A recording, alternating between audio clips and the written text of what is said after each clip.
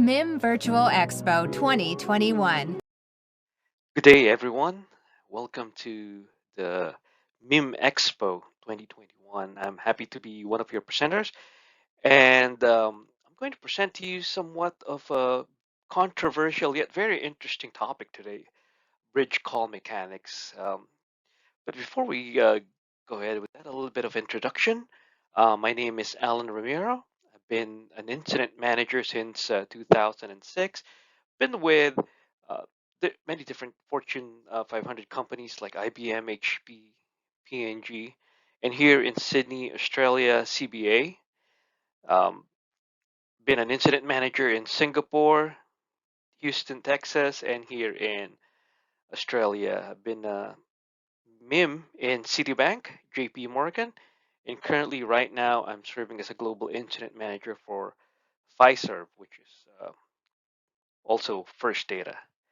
I'm also certified in risk and information systems and control. So I want to set some ground rules or some expectations on this presentation. We will not be discussing process. That should have been discussed on a separate note with my colleagues who's also presenting in this event.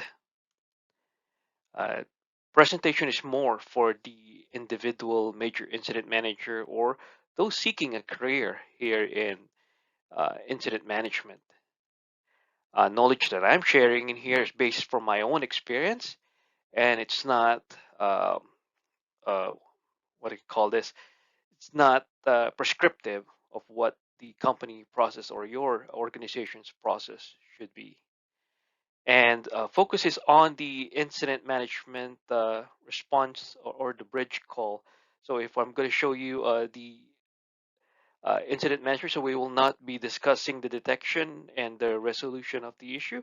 It will be primarily focused on the bridge call, as you can see in the slide. So assessment, comms, escalation, and action. If you look at Atlassian, the white paper that they produce, this is somewhat similar to what they're also doing. So it's kind of generic, so to speak. So it's quick snapshot of what we're going to discuss. What's the purpose of the incident management call? So as we all know, major incident sometimes requires multitudes or multiple support teams to address the issue. There could be hardware, software, or network, or any other teams that might need to be required to jointly resolve the issue. So the bridge call is primarily to just facilitate the this multiple teams in addressing the issue. Think of it as an orchestra. So you're the major incident manager is the conductor trying to uh, put on harmony on the chaos of the multiple support teams. Benefits, as I mentioned, is the better facilitation of the issue because the information shared is in real time rather than if you do it on an email, if you do it on just chat, you get the response, you get the attention, you get the focus of resolving the issue.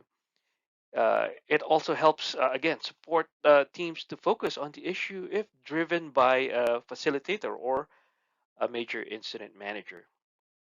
Disadvantages of this, and it's no secret to a lot of DevOps or support teams out there, is that not so popular with them.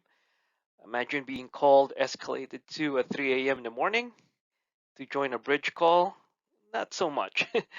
uh, and also, it's not as effective without a facilitator or a major incident manager running the bridge. Uh, Bridge command and control. I just want to quickly share with you um, what is needed to run a bridge. As command is to be uh, able to manage the incident, be the authoritative voice in the bridge. So you need to take or have a good understanding of the problems, the impacts, work streams that are needed, the resolvers that are needed, the key participants that needs to be involved or informed of the issue, and of course, time frame to ensure an efficient path to resolution.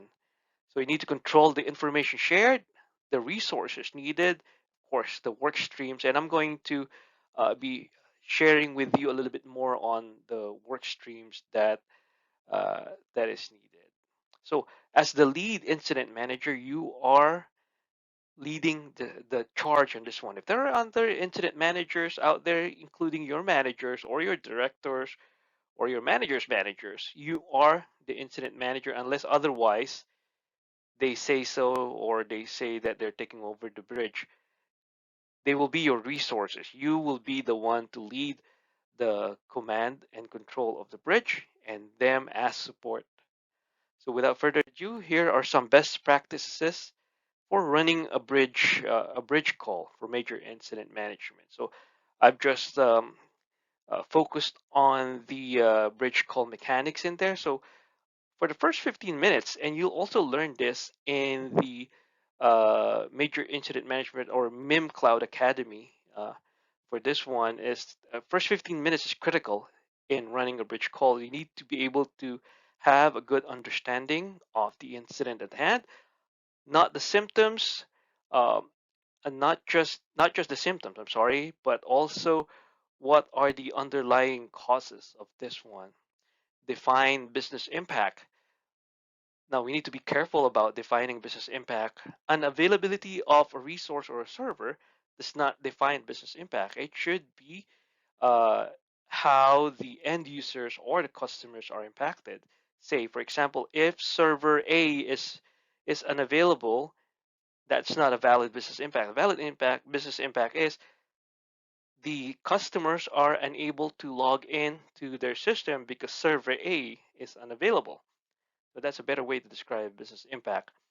So in the first 15 minutes, be able to immediately gather information that will help you communicate the issue because communication in incident management is critical. There's some check and balances on this one. Do you need to calm out first the incident before you gather resources, or you gather resources first and then calm out the the incident? It will depend on your organization for that one, which for some mature organization such as ours, communication is key.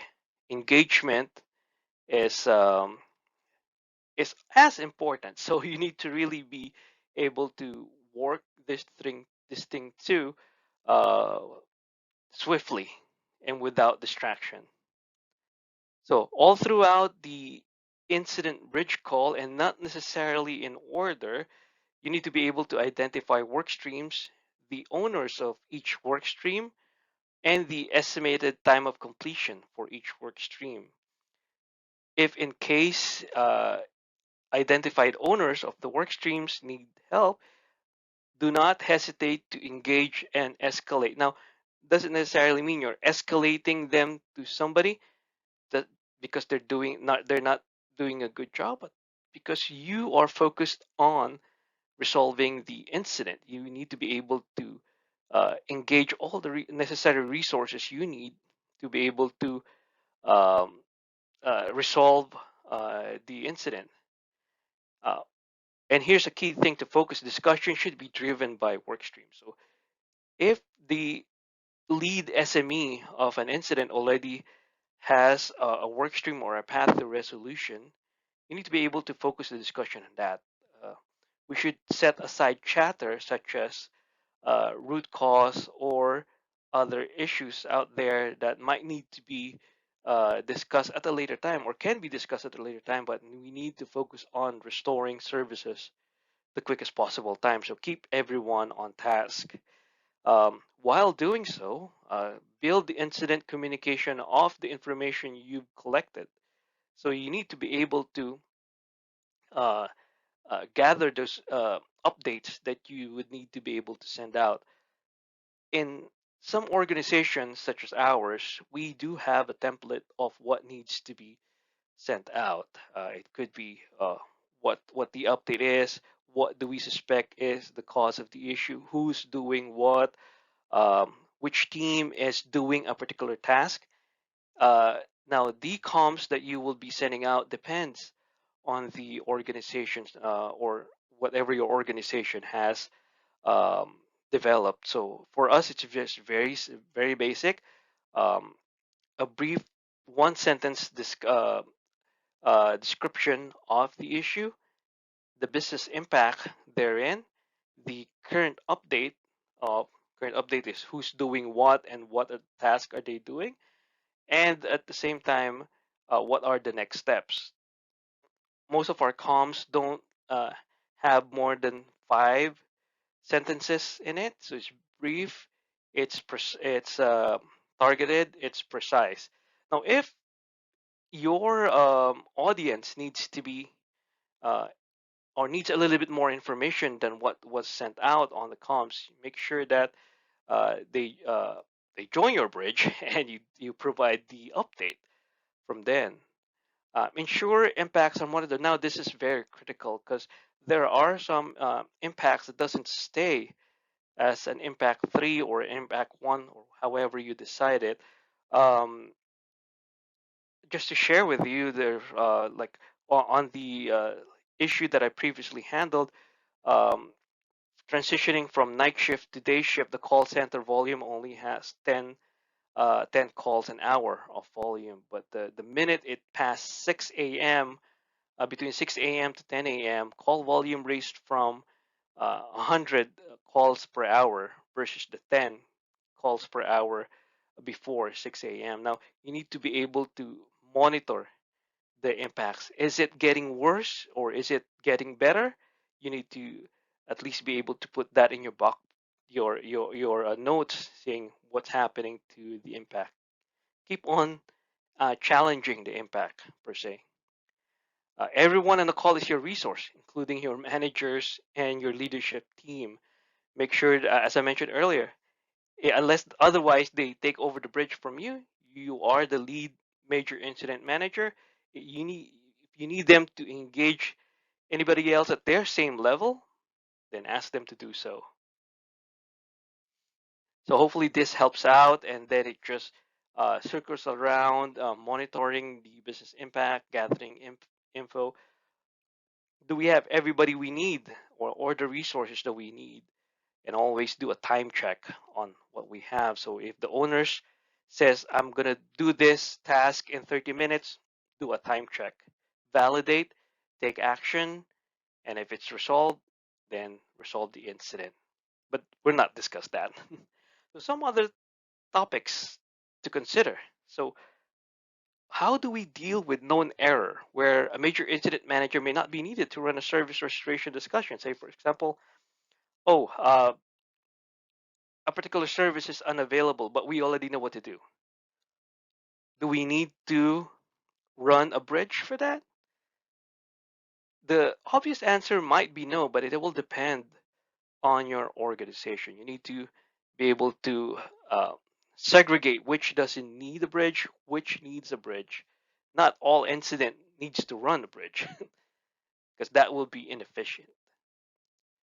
If if your support teams is already working on an issue before they even propose it to be a major incident, means the wheel already turning.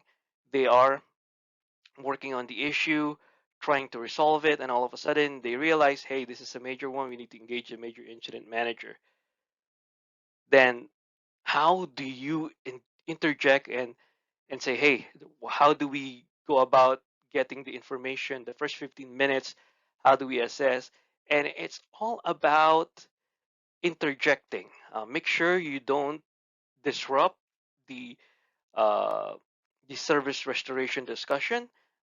If you can tap somebody in the shoulder and ask them to say, "Hey, can you give me an update?" Then be able to do so. Unless otherwise, you might need to excuse yourself. Say, "Hey, I just need to do this. I just need to understand, have a basic understanding of what's happening, so you can calm it out." It depends. It's a check and balance or some balancing act that you need to be able to do that. You might need to really interject, or if just listen in, you might be able to find what you're looking for by just listening in, or tap tap somebody's shoulder and ask them. to provide you the information you need to be able to uh, do your job or calm it out. Always know who is doing what. On a major incident manager, as a major incident manager, you should always know what this particular person is doing. Is he the business manager? Is he the subject matter expert? Is he just there, just listening in, learning from you? Is he there for some other purposes, like he is the one communicating out to external customers? Make sure that you know each and every one in your bridge to be able to be effective and have them or be able to provide them the information that they need on the bridge. Since you are in control of the bridge, it's your bridge, you are in command, but you have to make sure that we satisfy the needs of the others that might need to be on your bridge or that are in your bridge. Do we need to provide management update? Say, for example, you are very engrossed in your bridge, you are in the middle of a task, a vice president joins your bridge saying, hey, what's the update? Again, it depends on the organization and how you brought it in. There's an alpha personality that just jumps into the bridge. I need an update. In the meantime, you're so engrossed, you're about to reach a milestone. You can either just say, yeah, I recognize that you joined the bridge, Mr. So and so or Miss So and so. We are about to make a major milestone. Can I give you an update in 2 minutes once we have this action completed? Make sure that you do get back to him or her in 2 minutes, either just to give him an update or to just say, hey, I need another 2 more minutes. So you need to point non-essential resources to the incident summary on either on the ticket or your chat summary or the comms that you have just sent out. If somebody joins in and say, hey, I need an update, man, just look at my comms. That's the latest update. Or just look at the incident summary in the ticket. Because all what you need to do is you need to be able to focus on the incident. There are a lot of people that joins the bridge that somewhat disrupts the train of thought even of the subject matter experts, and we don't want that. Does every incident needs to be communicated? Again, that will depend on the organization or your company. If your mandate is to communicate everything, say a dev server or uh, a UAT server is down, do you need to communicate it? Maybe, maybe not.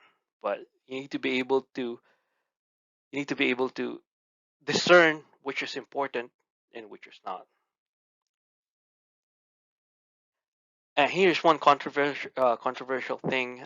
When you're running an incident bridge, you need to take note of the reason for outage elongation. And what do I mean by that? If, for example, you are paging somebody or trying to engage somebody, and they are taking their sweet little time to join the bridge or to participate in the resolution of the issue, take note of that. If you need to engage a vendor and engaging the vendor takes about a couple of hours before they respond, take note of that because that's a reason for outage elongation.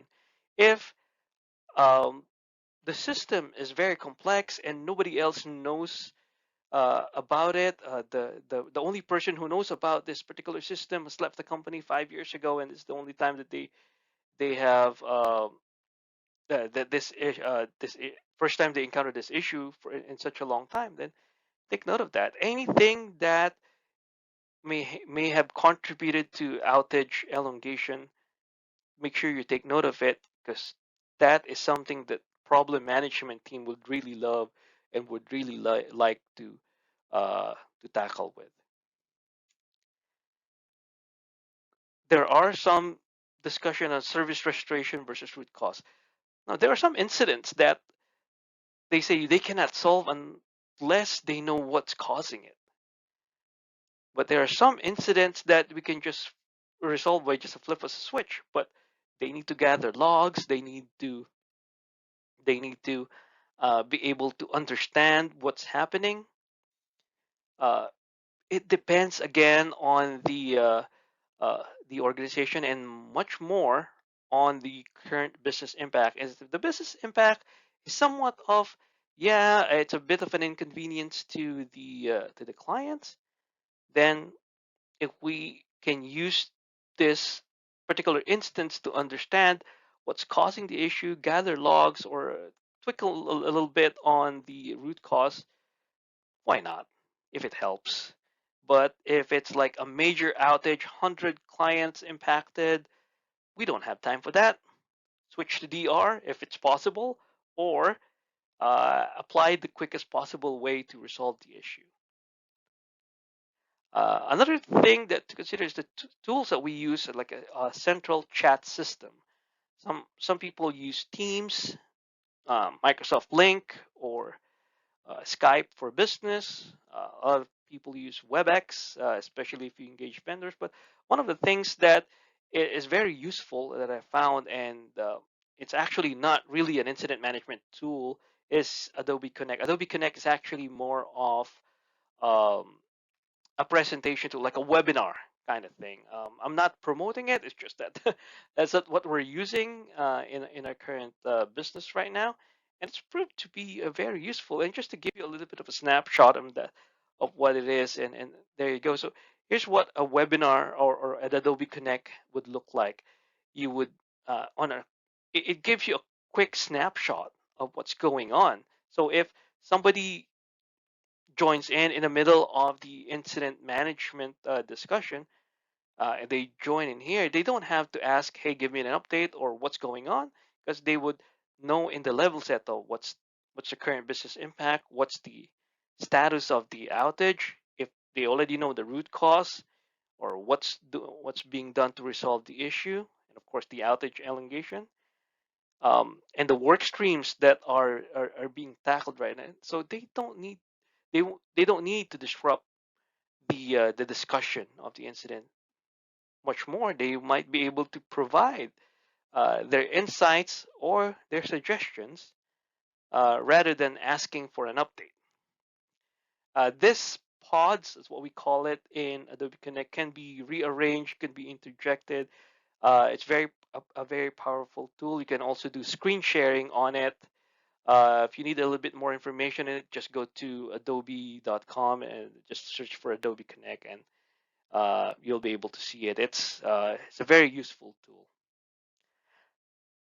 Um, so that's the end of my presentation. So these are the resources that I use. So of course, Atlassian is a very good resource for incident management. The majorincidentmanagement.com is a very useful tool. I've learned a lot from the podcast, Adam's um, sharing and learning, and it really does help if your organization does get certified for a major incident, because it does a lot more than suggesting processes, but more on the people as well. Leadership tools, leadership seminars in there.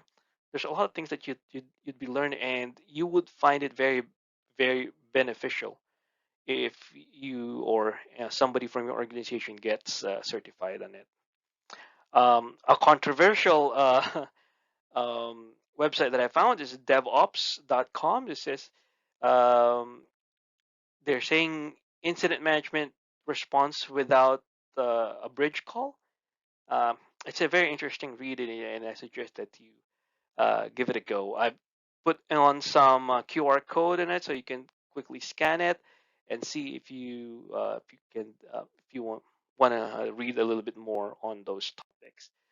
Again, thank you very much for listening in. My name is Allan Ramiro. That's my LinkedIn profile. If you have any questions, or if you just want to ask um, a little bit more about this topic, reach out to me in LinkedIn. I'll be happy to answer any questions for you.